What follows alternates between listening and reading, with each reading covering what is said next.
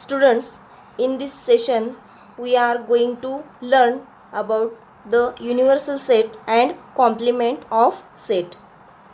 Universal set is a bigger set which includes all the given sets under consideration, so that the sets under consideration are the subset of this universal set.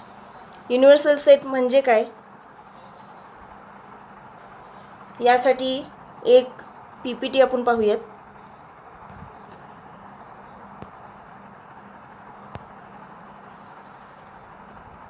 Universal set म्हणजे विश्वसंच. आपण ज्या संचाचा विचार करणार आहोत त्या सर्वांना सामावून घेणारा एक मोठा संच म्हणजे विश्वसंच असतो, आणि विचारात घेतलेला प्रत्येक संच हा विश्वसंचाचा उपसंच असतो. म्हणजेच अ बिगर सेट म्हणजे जो मोठा संच आपण लक्षात घेतलेला आहे की ज्याच्यामध्ये घेतलेले सर्व संच हे त्या मोठ्या संचामध्ये समाविष्ट केलेले असणार आहेत, म्हणून मोठ्या संचाला विश्वसंच असं म्हटलेलं आहे. Means the meaning of universal set is a suitably chosen non-empty set of which all the sets under consideration are the subsets is called the universal set. म्हणजे बिगर सेट जो आहे त्या बिगर सेटमध्ये गिवन सेट्स हे कन्सिडर केलेले आहेत, आणि ते जे सेट्स कन्सिडर केलेले आहेत ते त्या बिगर सेटचे सबसेट असणार आहे. त्यामुळं त्या बिगर सेटला युनिव्हर्सल सेट असं म्हटलेलं आहे. Next, it is denoted by capital you. Universal set is denoted by capital you म्हणजे विश्वसंच हा कॅपिटल यूनी दर्शवलेला आहे. Next, in Venn diagram universal set is represented by a rectangle. म्हणजे वेन आकृतीमध्ये विश्वसंच हा सामान्यतः आयताने दाखवला जातो. For example, set A is given. Set A is x such that the x element is a physics laboratory in our school. Means A is set of all x such that x is a physics laboratory in our school. म्हणजे संच ए जो घेतलेला आहे तो आपल्या शाळेतील भौतिकशास्त्राची प्रयोगशाळा आहे. Then set B is given. B is set of all y such that y is a chemistry laboratory in our school. म्हणजे संच बी जो घेतलेला आहे ती म्हणजे आपल्या शाळेतील रसायनशास्त्राची प्रयोगशाळा. Set C is given. C is set of all Z such that Z is a biology laboratory in our school. संच C जो घेतलेला आहे की ज्याच्यामध्ये आपल्या शाळेतील जीवशास्त्राची प्रयोगशाळा आहे. Then U means universal set is given. U is set of all A such that A is a laboratory in our school. म्हणजे इथं विश्वसंच जो घेतलेला आहे तो आपल्या शाळेमधील प्रयोगशाळा असे हे 4 संच घेतलेले आहेत. From these 4 sets it can be seen that A is subset of U. Means set A is subset of universal set. B is subset of U. Set B is subset of universal set. And set C is subset of universal set. म्हणजे आपल्या शाळेतील प्रयोगशाळा विचारात घेतली तर पुन्हा त्या प्रयोगशाळेमध्ये भौतिकशास्त्राची वेगळी प्रयोगशाळा असते, रसायनशास्त्राची वेगळी प्रयोगशाळा असते आणि जीवशास्त्राची वेगळी प्रयोगशाळा असते. म्हणजे एकत्रित फक्त प्रयोगशाळा लक्षात घेतली तर ती विश्वसंच होते, आणि भौतिकशास्त्राची प्रयोगशाळा त्याला संच ए मानलेला आहे, रसायनशास्त्राची प्रयोगशाळा त्याला संच बी म्हटलेला आहे, आणि जीवशास्त्राची जी प्रयोगशाळा आहे तिला संच सी असं म्हटलेलं आहे. त्यामुळं संच ए जो आहे तो विश्वसंच म्हणजे आपल्या शाळेतील प्रयोगशाळा ही विश्वसंच आहे. त्यामुळं संच ए जो आहे तो विश्वसंचाचा उपसंच आहे. त्याचप्रमाणे संच बी जो आहे तो विश्वसंचाचा उपसंच आहे. आणि त्याचप्रमाणे संच सी जो आहे तो सुद्धा विश्वसंचाचा उपसंच आहे. Therefore set U is the universal set of sets A B C. म्हणजे सेट ए, सेट बी आणि सेट सीचा उपसंच कोणता, तर set you.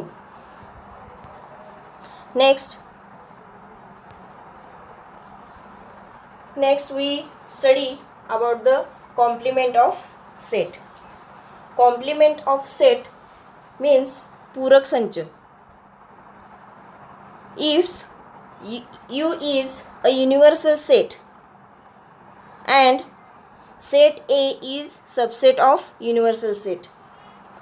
If U is universal set and set A is subset of universal set, then set of all elements in U means universal set, which are not in set A is called the complement of set A.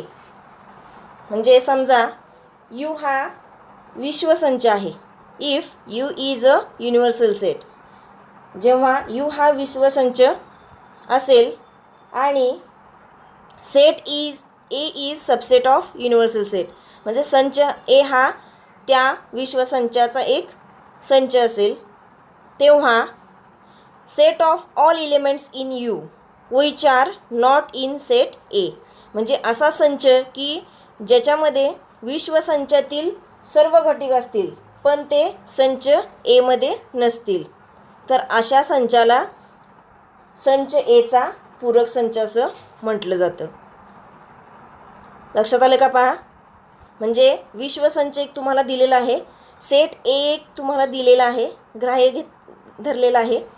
तर त्या set एचा complement म्हणजे set एचा पूरक संच कसा काढला जातो, तर विश्वसंचातील सगळे इलेमेंट्स, सगळे घटक की जे सेट एमध्ये नसतील, संच एमध्ये नसतील, त्या संचाला, त्या सेटला म्हटलेलं आहे कॉम्प्लिमेंट ऑफ सेट ए, म्हणजे संच एचा पूरक संच. It is denoted by A dash or A complement. म्हणजे तो कॉम्प्लिमेंट ऑफ सेट कशा दर्शवला जातो, तर एच्या उजव्या कोपऱ्यात डॅश हे चिन्ह केलेलं आहे किंवा एच्या डोक्यावरती उजव्या कोपऱ्यात सी हा शब्द लिहिलेला आहे. सीचा अर्थ complement. It is denoted by A dash or A complement. Let us see the example. Here the universal set is given.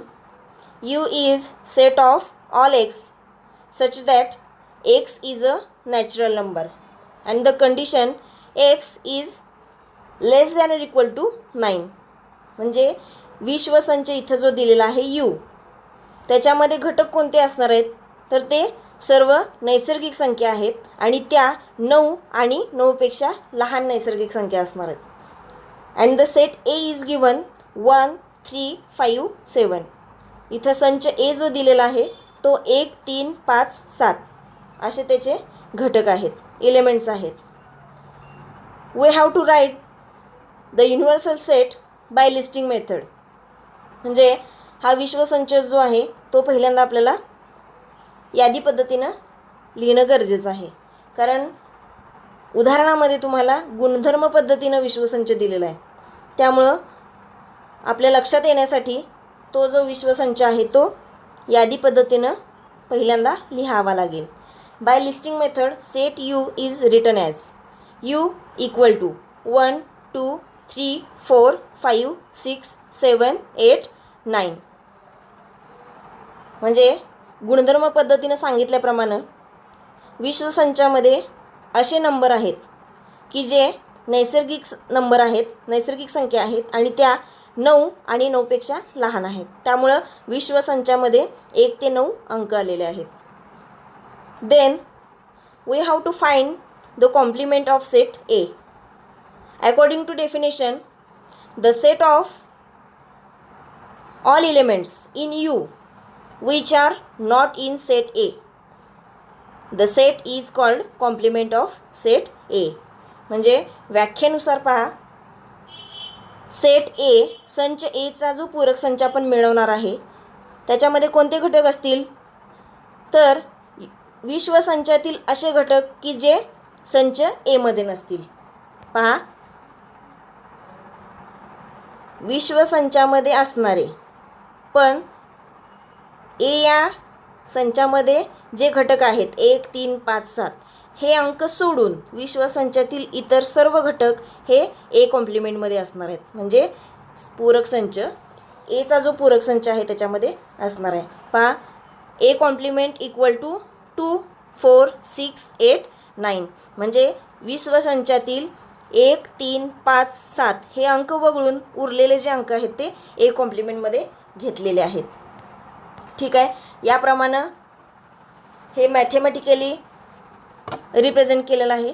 यानंतर ते डायग्रॅमॅटिकली कसं रिप्रेझेंट केलेलं आहे ते वेन डायग्रॅमने दाखवलेलं आहे. The complement of set A is represented in Venn diagram. First, the universal set is represented by a rectangle. म्हणजे विश्वसंच आपण जेव्हा पाहिलं त्यावेळी तो आयताने दाखवला जातो, हे आपण पाहिलेलं आहे. त्यामुळे विश्वसंच जो आहे तो आयताने दर्शवलेला आहे. त्याच्या आतमध्ये विश्वसंचातील सर्व घटक इलेमेंट्स दाखवलेले आहेत आणि त्यामध्ये सेट ए म्हणजे संच ए जो आहे तो सर्कलमध्ये दर्शवलेला आहे. म्हणजे थोडक्यात सर्कलमधले इलेमेंट्स हे त्या रेक्टँगलमध्ये असणारच आहेत. म्हणजे वर्तुळात जे घटक दाखवलेले आहेत ते आयतामध्ये सुद्धा असणार आहेत. आणि ए सेटमध्ये असणारे जे इलेमेंट्स आहेत ते ए कॉम्प्लिमेंटमध्ये नाहीत. त्यामुळं सर्कलमधला घटक जो आहे तो व्हाईट कलरने दर्शवलेला आहे आणि ए कॉम्प्लिमेंट जो आहे तो ब्ल्यू कलरने दर्शवलेला आहे. याप्रमाणे set A complement of set A is represented in Venn diagram. अशा पद्धतीनं सेट ए आणि त्याचा कॉम्प्लिमेंट हे वेन आकृतीने या पद्धतीनं दर्शवलेलं आहे.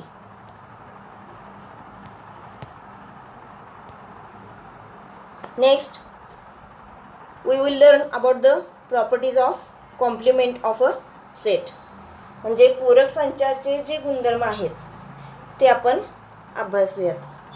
First property, complement of a complement is the given set itself. म्हणजे पूरक संचाचा पूरक संच हा स्वतः तो दिलेला संच असतो. बघा, जेव्हा संच दिला जातो तेव्हा त्याचा कॉम्प्लिमेंट घेतला जातो, त्याचा पूरक संच घेतला जातो आणि पुन्हा पूरक संचाचा पूरक संच घेतला तर तो काय येणार आहे, पहिला जो संच दिलेला आहे तोच येणार आहे. त्यामुळे इथं स्टेटमेंट काय आहे पहा, property complement of a complement is the given set itself. That is by symbolically it is denoted as complement of a complement equal to a.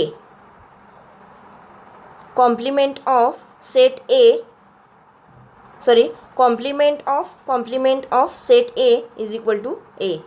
म्हणजे कंसाच्या आतमध्ये पूरक संच घेतलेला आहे सेट एचा आणि पुन्हा त्याचा कॉम्प्लिमेंट घेतलेला आहे आणि तो काय आलेला आहे, गिवन सेट जो आहे तोच आलेला आहे. Second property, complement of empty set is universal set. Complement of set empty set is universal set. Empty set means null set म्हणजेच रिक्त संच.